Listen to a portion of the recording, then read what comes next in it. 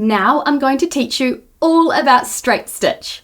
This technique is super simple. It's all about creating a single stitch, either on its own or grouped up to create a design.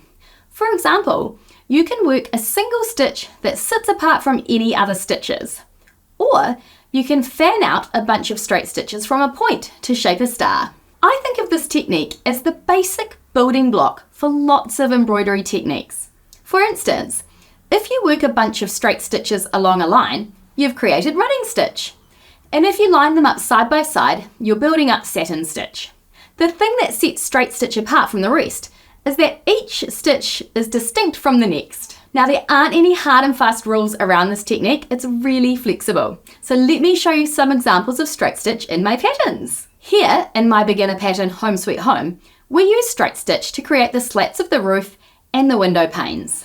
In this pattern called Floral Rainbow Sampler, which is for confident makers, see how we use straight stitch to create super simple leaves. And in this pattern, the Night Owl, adding a few straight stitches to the leaves and petals is a great way to add depth and shadow to these simple shapes. Okay, now it's time for you to learn the straight stitch technique.